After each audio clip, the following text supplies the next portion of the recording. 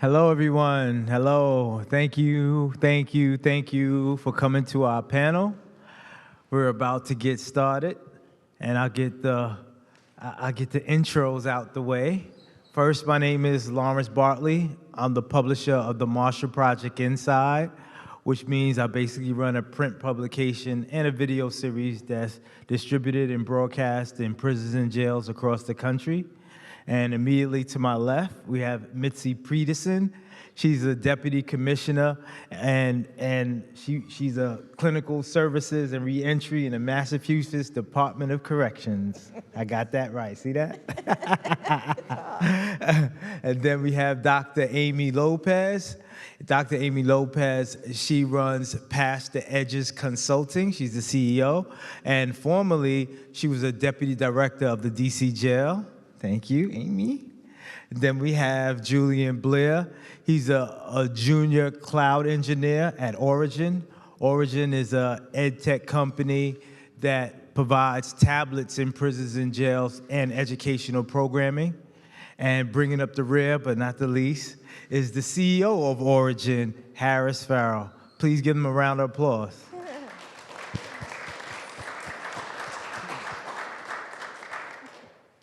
Well, getting right into it, my first question is for you, Mitzi. Can you tell everyone why educational programming is important in prison? Educational programming is by far what we see reduces recidivism the greatest. So quality medical care, quality mental health care, obviously very important, but giving people the opportunity to learn and really expand their horizons. Many of our individuals who've come into incarceration have been traumatized by many systems in the community. And this is our opportunity to give them the opportunity to learn different skills, vocations, education, everything from adult basic education to their college and master's. So it's been really a remarkable transition for us in Massachusetts to provide this level of education. And currently our recidivism rate is at 28%, which shows how amazing providing this education is. Awesome, awesome. And Julian, I know you've been open about your bout with incarceration yourself. Can you tell me what it's like being a person who is in the system trying to get his education? I would say it's hard. It's hard, especially considering not a lot of people who are willing to go inside and actually teach certain subjects or even be around that type of environment. But having a tablet really opens up different doors because people don't actually have to be there, and then there's different limitations on what can be taught and what can be learned, and just it's really open for whatever you really want to decide to learn or get into. Okay, so you mentioned tablet. So I know there was a time before tablets were there. They weren't in prisons and jails, but I guess I'll ask that question to Amy. When you were in a DC jail, before they had tablets, can you tell me how educational program, or what was the state of educational program there? Sure. At that time? So I have a 38-year career in education, and a bulk of that has been in correctional ed in different prisons across the state and with the Federal Bureau of Prisons as well. So your education offerings are limited to literally how many bodies can fit in a classroom and how many classrooms you have. And because prisons are not built for programming, they're built to warehouse bodies, that's what they're designed for, then your programming space is very limited. So use the example in, let's just say in DC, the DC facility, you have 1,800 residents a day, and they're all potential students, but you have enough space and enough teachers and enough time in a day to serve maybe 200 students a year, and that's it. But you hand somebody a device that has a learning platform on it, and suddenly you have 1,800 students a day. And so it's just remarkable. So those are the constraints that prison systems have. And you made me think of a few things. Unfortunately, myself, I had a bout with incarceration myself in New York State. And New York State had about maybe 40 or so prisons spread out across the state. And I was lucky enough to be part of the educational program on a college level. And the only facilities that had college programs were the facilities that were close to metropolitan areas. The individuals who were in the rural parts of the state, they didn't get access to that. So for Harris, someone who's the CEO of a tablet company, how has companies like yours been able to kind of overcome that kind of obstacle that I laid out? So there are a few things to think about. One is, we talk about tablets as a shorthand, but really it's what do the tablets connect to? What is the learning opportunities on that? And equally importantly, how does it fit into the educational and programming strategy of the jurisdiction?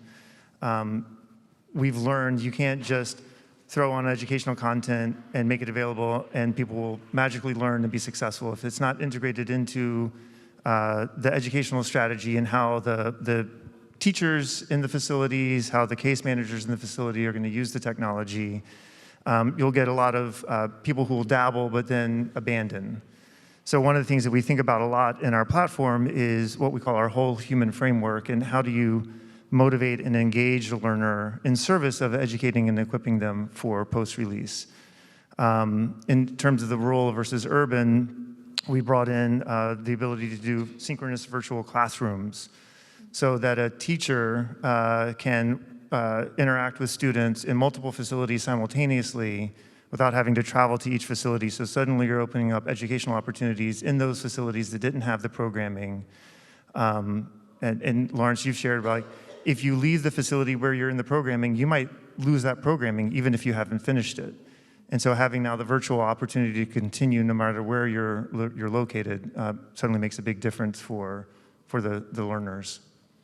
Oh, Harris, staying with you a bit, you mentioned a lot of services on that tablet, and it sounds like software, sounds like technology, and I know that's like a no-no in the Department of Corrections. They don't like any software technology because they think hacking, they think all of that.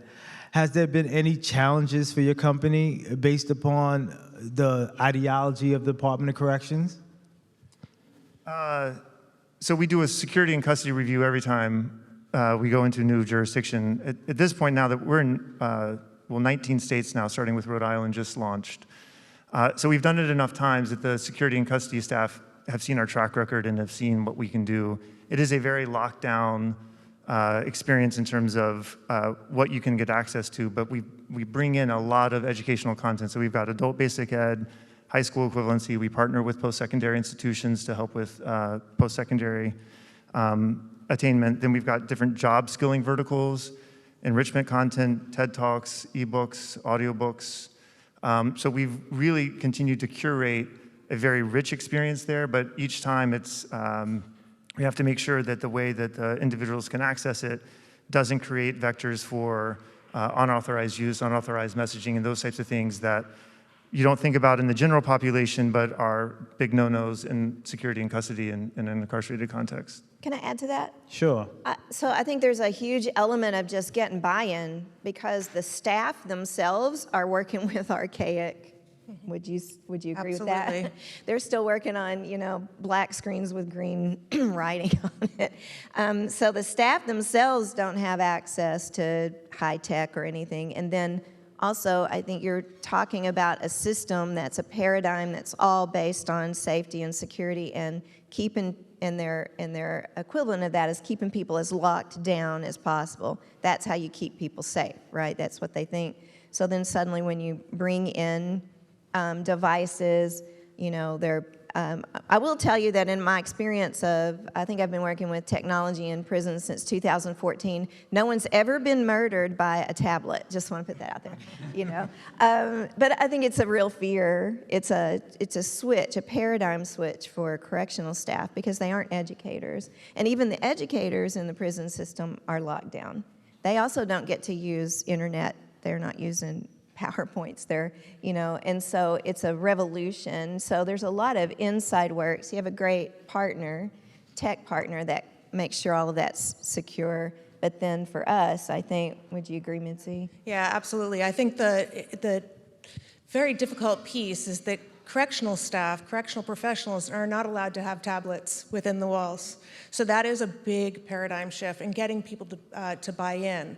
The amazing part that I've seen is we've partnered with many universities in the area and use our tablet system, and now they're offering that programming to our correctional staff as well. So if there's a bonus to really draw people in and help them be educated about it, it's definitely a huge shift. That's a good point. Yeah. Is there anything to the fear, like Harris just mentioned, unauthorized messaging? And I know Department of Corrections, they define unauthorized messaging as an incarcerated individual using a tablet to send a message to another incarcerated individual to do something nefarious. Is that a realistic fear? I think we're dealing with very intelligent people who have a lot of time on their hands. And we have seen some outwitting of the system, but very quickly identified, and no one has been hurt based on it, but really just sending some messages. But that, to me, it's always intriguing and awesome because they're so bright. And I say, can you teach this course? Because I like, they are just remarkable at figuring out the programming or how to leave something in an inbox that's can be picked up. But we've partnered with our tablet teams and the company, and we can identify that and stop it. If I could add to that, so they will try to figure out any vector they can. The book request field will suddenly become my place to try to send a message to Julian, and I'm not requesting a book, I'm just trying to tell something to Julian. So we continue to figure out those vectors and lock it down, and there are also security frameworks you can put in around authentication to help.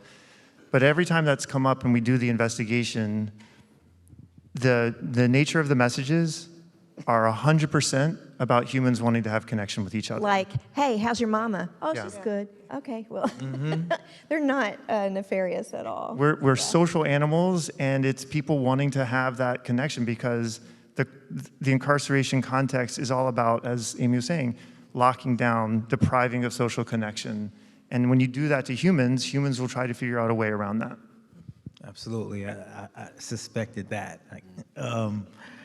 Julian, from someone who was inside of a facility where you didn't have access to a tablet, and you had, I assume you had access to education as Amy laid it out in the classroom, but then you have access to a tablet. How has that changed the game for you, if it changed the game? I would say it changed the game extraordinarily. Like it's one of those things where you really just, it's surreal. It's surreal. I can't even put it into words because you go from doing nothing to having access to everything. Like from videos you've never seen to just information that's happening in the real world, to learn about things that you never thought you would even think about. For me, for example, having a cloud practitioner certification, I never would have thought that I would have been working with computers. I've never done anything with a computer before that. So just to pick up that skill inside of a prison it was surprising to me. Yeah. You made me think of something else. I know guys who've been in prison for a long time, and when they come out, they see a cell phone for the first time. They see internet for the first time. And some of us might take it for granted. Like, I know where the power button is to turn on my computer, or I know which icon is my email. I know how to hit send and all those things. But being in a facility that has tablets, some of those rudimentary functions are like things that you do every day inside a prison. Has that helped you at all to transition in the outside world in order to use cell phones and computers? Definitely, it's definitely helped me, just because in my stand of incarceration, technology never stopped to change. It kept getting better and progressing. So I learned how to do different things on the tablet, and even from, I would say, I learned through my AWS certification, just working with things like load balancers and elastic caches, which is just all technical terms of Amazon Web Services. But I've learned how, for example, a load balancer, which would help you to if everyone in here, let's say it's 50 people, and we all log on at the same time, the load balancer will make sure that we all don't log on to the same server. And we all split into two. Oh, excuse me. We all split into two, and we all could be able to work on the internet and get things done. And just as far as the technology itself, the tablet was probably more upgraded than the iPad before I went in. So it changed a whole lot. So you mentioned load balances, so you learned all of that on the inside. Yes, I learned about load balancers and, like I said, elastic caches and just firewalls, which stop you from getting onto the internet. And there's switches are a million types of. I didn't even know it was that many firewalls, and to the extent of how strong and powerful they are. And there's some very, like they said, there's some very intuitive people in prison. So they, when I was reading and learning about these things, it intrigued me to know that, like, wow, I could really be doing this on the outside and potentially make a different life for myself and my family.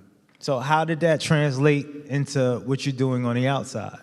Okay, it translated a lot. Like, in the inside, I didn't have a whole bunch of access to the internet because of the firewalls on the tablet. So you could do you could do everything you needed on Amazon Web Services and as far as school, but you couldn't search the internet and stuff. But when I got my job opportunity with Orijin, I got to see from an employee standpoint of how each and every tablet works. So, for example, there's 100 tablets, like I said, with the load balancer thing, and even the firewalls. I could see that, okay, if this facility has 100 tablets, these 3 tablets aren't working because they're not collecting to the elastic cache. It's not picking up the data that it needs to pick up on just these 3 specific tablets. And I would relay that message to my manager and explain that to them, you know. But I learned how all those things work through the tablet and I could, like I said, I could conceptualize all those different things in which the apps and programs of AWS did. I could explain, and I understood, and I could actually play around with it. You know what I'm saying? If I remember right, you didn't want to sign up for that course. No, I I just- didn't.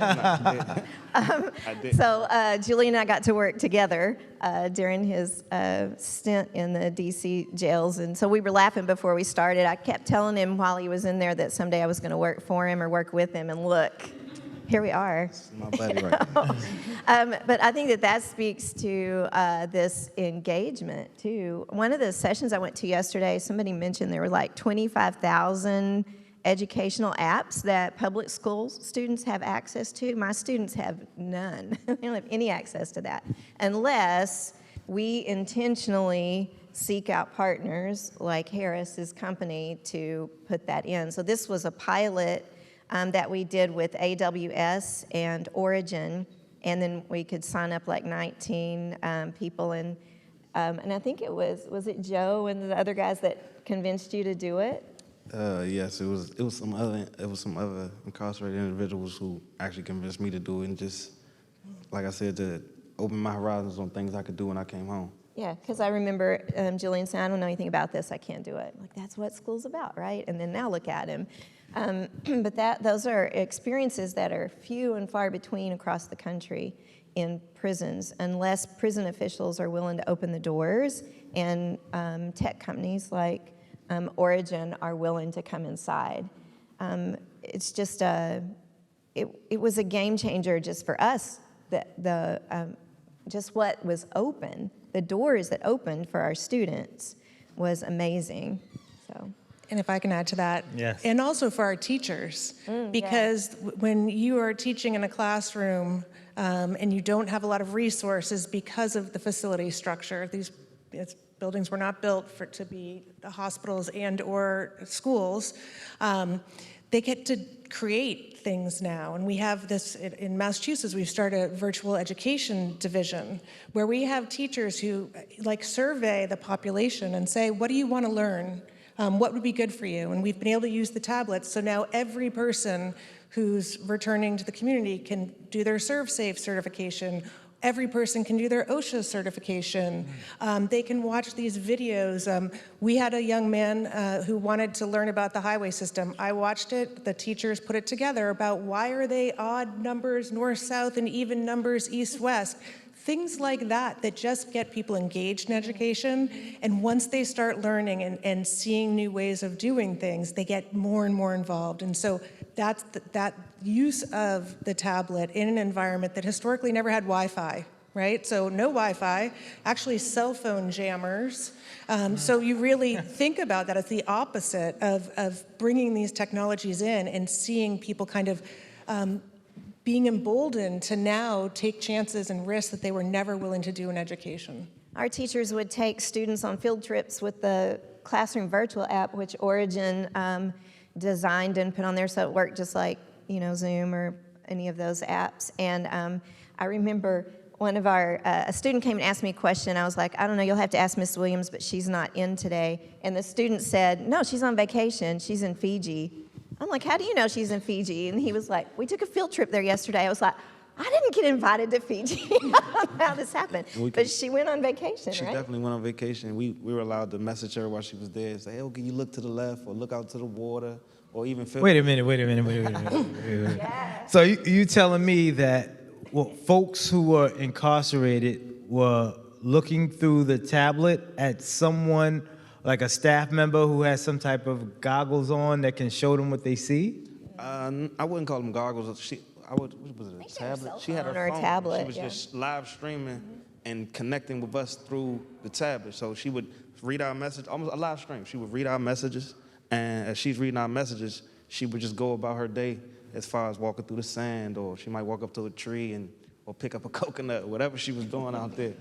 Wow. I missed all of this. I don't even know what happened. Yes. But our teachers took students to the Smithsonian's because we're in D.C. They took them on hikes in the national parks. And they would just post on there and say, at 2 o'clock on Saturday, we're having a field trip to, you know, this park. If you want to join, join. And when he's talking about messaging, it was just chat, just like you were on Zoom. So they couldn't chat privately to each other, which is brilliant that Orijin designed it that way, because then our correctional staff were okay with it. So all of the chats are public, so they're not doing anything sneaky or whatever it is that they think they would do, right? But it was all just secure, and then all recorded. So if there was ever any question about somebody said this or that, you know, we could always turn that over to investigations, which never happened, by the way. And we also had university lectures that way. Our students got to take classes from Princeton, Harvard, MIT, because they could do them virtually that way. And it gives them the opportunity to be in the classroom with traditional students at the universities. So they're doing kind of an inside out. So you're doing your coursework with other persons living on the campus. And many of our campuses in Massachusetts, when someone does reintegrate, if they have not finished their degree, they may go live on that campus and join their class and finish their degrees at the site. And that's awesome, and I want to underscore the value of those field trips or being in those classes, because incarcerated people are human beings. And I remember, well, and I know that 95% of people who are incarcerated are going to be released someday. And I remember a few years back, there was a series of Supreme Court decisions that said that individuals who committed a crime when they was under 18, you know, they can no longer get life without parole. And because of that, in Pennsylvania, they had a lot of adolescents that committed crime when they were adolescents that were like older, like 30 and 40 years old now. And because of that decision, they were going to release them. But before they were going to release them, they didn't allow them to take programs, because I'm not going to spend money for you to go to an educational program because you're never going to get out. So they had to scramble to give them educational programs. And one of the things they did is they give them these VR goggles. And they were able to do things like go shopping, like see the outside world, like Amy mentioned, or cook a hot dog in a microwave. And it might seem like simple tasks to us, but one of the individuals who got an opportunity to do it, he took the VR goggles off his head and they had tears streaming down his eyes. And he said, I wonder what else in the world has changed. So it was just so powerful for those individuals. So hearing these stories and what working with tech company and tablets are able to do is phenomenal for individuals. So with that said, Harris, Mitzi just mentioned like OSHA, and OSHA training is like what you need to do if you want to become a construction worker. Does your company kind of lean into job readiness skills? If so, how? So we do a few different things. Starting with, we've designed what we call our employability framework, with the goal being, how do you help increase somebody's candidacy for living wage employment? That's really what we anchor on as a mission of our company. Living wage employment, their candidacy for that post-release. So we look at a number of different dimensions. Their foundational academic skills, general employability skills like communication, reliability, job-specific skills. We've partnered with a number of different providers in that domain, the AWS. We've got a number of different IT certifications, entrepreneurship. We've done a partnership with Interplay Learning, which is a great vocational skills trade. So there's solar, plumbing, electrical, multi-tenant facility management, HVAC. So we've got the technical skills. Then we talk also a lot about the durable skills and kind of what does it mean to be a professional in today's environment? How do you, the tenacity, perseverance, curiosity, those attributes that employers are looking for beyond just the technical skills for the job, but will you be a reliable employer? And there's a lot of stigma for returning citizens coming in and having incarceration, and how do you give employers who have at least said they want to hire returning citizens the confidence that they've done the work, they're ready to be that employee. And so we help our learners, one, understand those factors, but then how they can demonstrate those skills as well. Do you teach them like modern vocational skills? Because I remember when folks would be incarcerated, they would go to vocational training inside of a school building area, and they would work on like a '73 Buick. Then they get out into the world, they have Teslas. It's like what are they gonna do? So how do you meet those challenges? Well, one, so Voc Ed is one of the highest demand programming, in-person programming in facilities. They have usually massively long wait lists because limited classroom space. It's incredibly expensive for a facility to put in a new Voc shop, welding or whatnot. So through the virtual programming and with Interplay on the trade skills, they actually can see the work that they're doing and go through the different processes and basically get to what's kind of the apprenticeship level, ready for the what's called a helper's assistant, but that puts them on that trade skill path post-release. We've got a number of different IT trainings as well, so you can get your CompTIA certifications, the cloud practitioner certifications, but all of these are because it is video-based and interactive-based, they're actually manipulating and working with the technology that is there today, or the trades that are there today, so that they will have familiarity as they then show up on the job site. Okay, great. Amy, I would imagine that some folks who are incarcerated, they want to go to education, but there's other folks who just want to be in the yard playing cards. How do you try to get those who want to be in the yard playing cards excited about education? Well, I think one way is to build relationships like all teachers do, right, is to try to get to know your students. But we always tried to provide a wide variety of offerings. So, and we also used the Orijin tablets to do a lot of student surveys to see what they're interested in, and then get them those courses or get them the information that they needed. And then we took a different approach, just as, I'm not sure how you guys implemented, but we went around and taught every single resident in person, one-on-one, how to use the tablet. We did as Yeah. well, and we have about 6,000 persons we did that with. And then they're super excited about it because they're not struggling with the technology. We've taught them how to use the technology. And then I think just hitting everybody's interests, paying attention to learning styles and making sure that we've covered everybody's kinesthetic, audio, visual, all of that you do. And then also, this is getting a little geeky, but understanding pedagogy versus andragogy and knowing how adults learn and what's important to adults as opposed to if you're working with juveniles, and then giving them what they need. I mean, it's what we do in public school, right? Or it's what we should do in public school. So we should do the same there. And Julian might be able to talk about engagement more than me.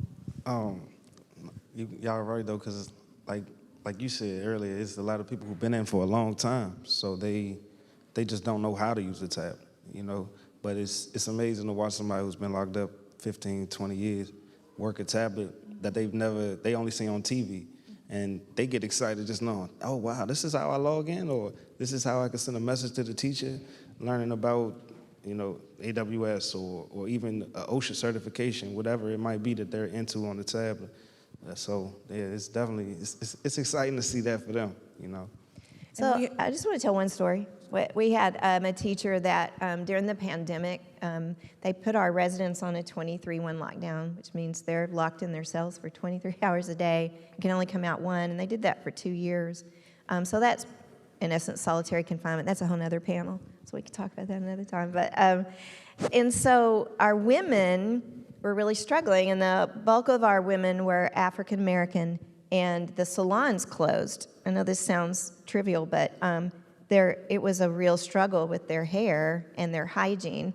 And one student messaged one teacher, and she created a course on the learning management system, which I don't even think we've mentioned. Orijin also put a learning management system on the tablet where we could create our own content. And she created a course. She called down to commissary and said, what products do you carry for women's hair? And the commissary said, we carry this. And she said, could you carry this as well? So they started carrying it. And then she created a course with videos that taught the women how to transition to their natural hair during the pandemic. And it seems really small, but then after that, we really struggled to get the women to be involved in education. Every woman signed up, you know, for things after that because it was just a moment of caring. And I need this, and we were able to provide it for them, and then they were engaged after that.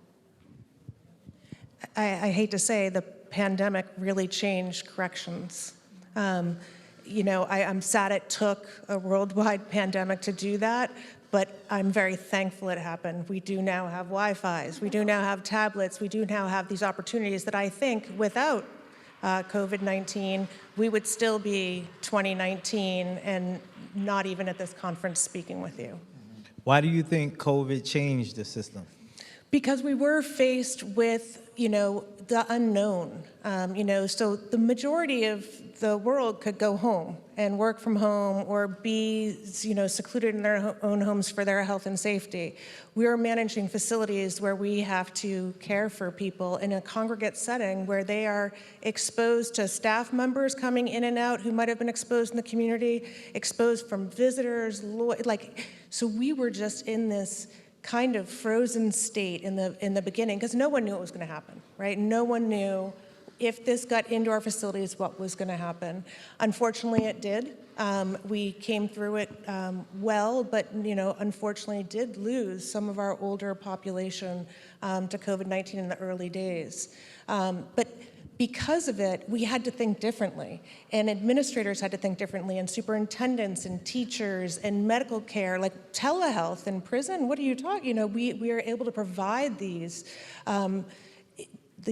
new services in a whole new way, which also then educates in the future for the people who we house, right? Who we are educating, who we treat. They get to see what it's like in the community and kind of rehearse those skills now that in 2019 they would not have ever had an opportunity to see or use. And we used COVID relief funds to take our tablet to every resident. So and then the outcomes were so great after that we were able to make a case to keep the funding going.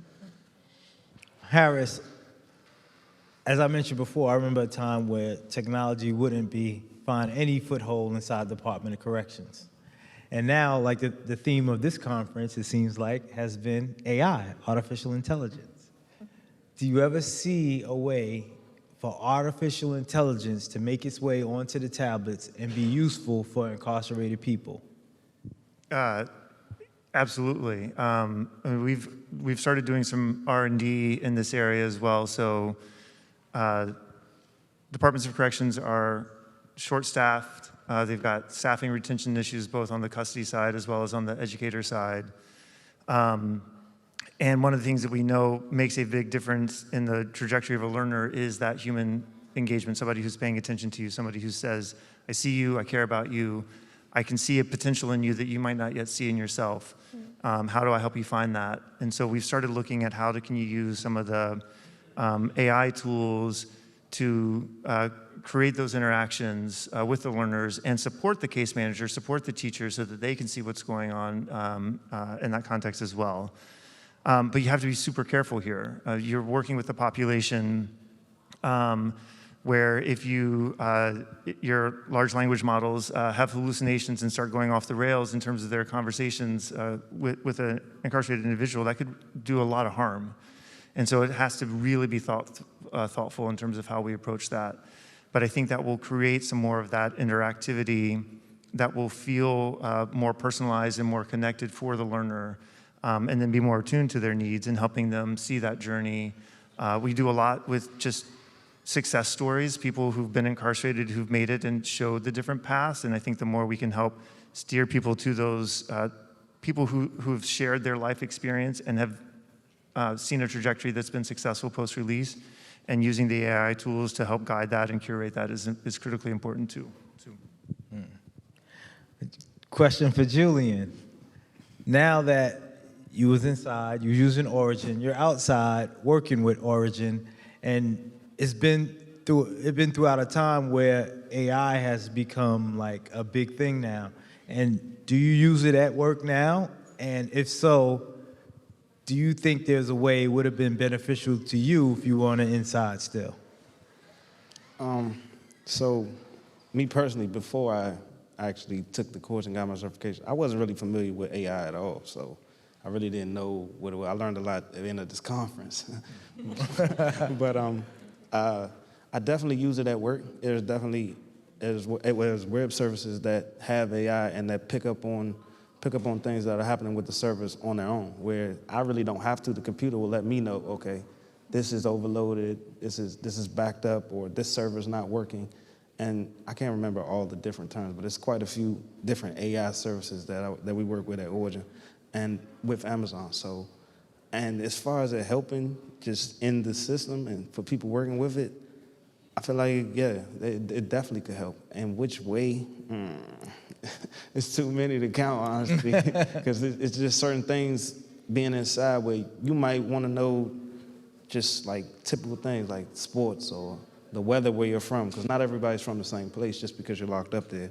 Or you might want to know politics, and AI can tell you exactly what's going on from that second, what's happening outside. So I definitely think it could help tremendously in there. You can just, and it's easy to manage as far as security. It's not gonna let you do nothing it ain't supposed to, that's for sure. Mitzi, you think AI will ever find its way inside the Department of Corrections? So this is where I'm so old school. I'm still trying to understand it. I've learned more in the last 2 days than I've ever known about AI. I think I never thought tablets would be in prisons. I never thought that some of the things we do would ever occur. So I have great hope for the future that AI will probably completely affect the incarcerated individuals and correctional professionals. Cool. Amy? I think if correctional leaders would be open-minded and forward-thinking, then yeah, absolutely, because the tech world is definitely going to develop. All right, cool. And with that, we're about out of time. Thank you all. Thank you for hearing us out.